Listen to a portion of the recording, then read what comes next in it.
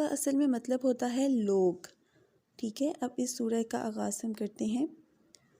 قل اعوذ برب الناس، قل کہہ دو، اعوذ میں پناہ مانگتا ہوں، بربی رب سے، ناس لوگوں کے، آپ کہہ دیجئے کہ میں لوگوں کے پروردگار کی پناہ میں آتا ہوں۔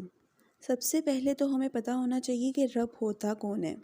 رب اصل میں وہ ہوتا ہے جس نے کسی بھی چیز کو پیدا کیا ہے اور اس کی تخلیق سے لے کے اس کے مرنے تک یا اس کے مرنے کے بعد بھی اس کو جس جس چیز کی ضرورت ہوتی ہے وہ اس چیز کو مہیا کرتا ہے، ٹھیک ہے، اس کو ہم رب کہتے ہیں۔ جیسے اب ہم انسان ہیں، ہم انسانوں کو اللہ تعالیٰ نے پیدا کیے، جیسے ہم پہلے ایک خون کا لوتھڑا تھے، خون کے لوتھڑے سے اللہ تعالیٰ نے ہماری باڈی کے ڈیفرنٹ آرگنز شیپ دیے اور ہمیں ایک پورے انسان کی شکل دی، اور اس کے بعد جب ہم اس دنیا میں آتے ہیں تو اللہ تعالیٰ ہمیں ہماری کھانے کی ہر چیز یا جس جس چیز کی بھی ہمیں ضرورت ہوتی ہے اللہ تعالیٰ نے ہمارے لیے وہ مہیا کی ہے۔ یہاں پہ جیسے اب ہم کھانا کھاتے ہیں، ہم سبزیاں کھاتے ہیں، ہم مرغی کھاتے ہیں، اس طرح سے ہم اگر گوشت کھاتے ہیں جیسے بکرے وغیرہ کا، ان سب چیزوں کو اللہ تعالیٰ نے ہمارے لیے تخلیق کی ہے، ٹھیک ہے۔ مطلب اللہ تعالیٰ نے انسان کو اشرف المخلوقات کا درجہ دیا ہے، ہم اشرف المخلوق ہیں اللہ تعالیٰ کی، اور اللہ تعالیٰ نے باقی سب چیزوں کو ہمارے لیے، ہماری فیسیلیٹی کے لیے، ہمیں جس جس چیز کی ضرورت ہوتی ہے اس ہر چیز کو اللہ تعالیٰ نے تخلیق کیا ہے، اس لیے ہمارا رب اللہ تعالیٰ ہے، ٹھیک ہے، مطلب اللہ ہے۔ صرف انسانوں کا رب ہی نہیں اللہ، بلکہ اللہ تعالیٰ نے صرف انسانوں کو نہیں بلکہ جانوروں کو، چونٹیوں کو اور بھی بہت سے جہانوں کو پیدا کیا ہے۔ صرف یہ ہماری ایک دنیا نہیں ہے بلکہ اور بھی بہت سارے جہان ہیں جن کو اللہ تعالیٰ نے تخلیق کی ہے، اور ان کی ہر ایک ضرورت کی اشیاء کو ان کو مہیا کیا ہے اللہ تعالیٰ نے۔ اس لیے ہم رب اس چیز کو کہیں گے جس نے کسی بھی چیز کو پیدا کیا ہو اور اس کی ہر ایک ضرورت کی اشیاء اسے مہیا کی ہو۔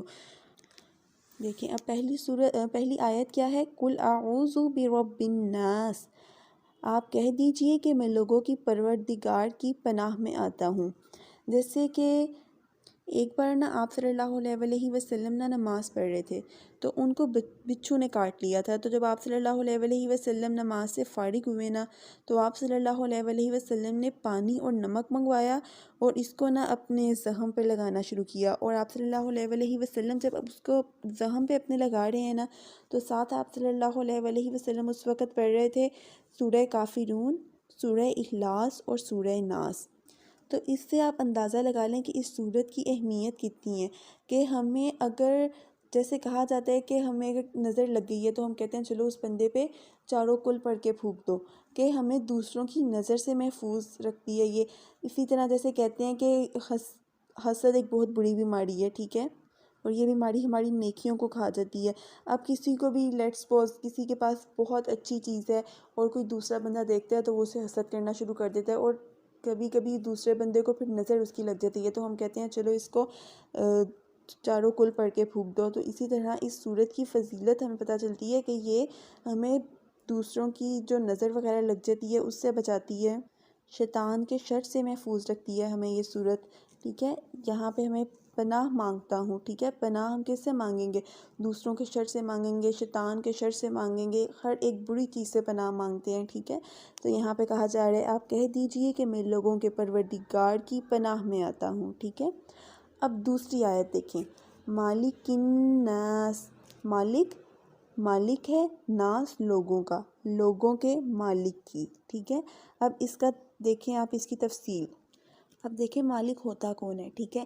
جیسے اگر ہم دیکھیں تو ہم اب سوچیں تو ہم کہتے ہیں اچھا جو ہمیں ہمارا ہیڈ ہوتا ہے اس کو ہم مالک کہہ دیتے ہیں، ٹھیک ہے۔ اب جیسے ہمارا ایک پاکستان ہے، پاکستان میں اب ہیڈ کون ہے؟ اس وقت عمران خان ہے، ہماری گورنمنٹ مطلب کہ ہماری ہیڈ ہے۔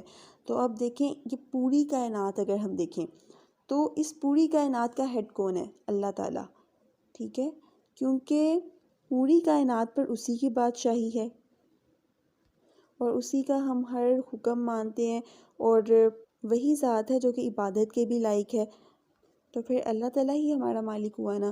تو مالک الناس، لوگوں کے مالک کی۔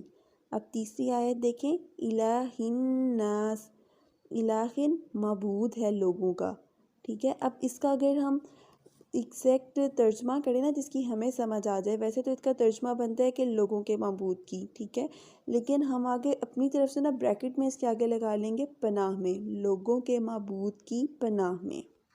اب ہمارا معبود اللہ تعالیٰ ہے اور وہی عبادت کے لائق ہے، اور ہمیں نفع اور نقصان پہنچانے والی ذات بھی وہی ہے.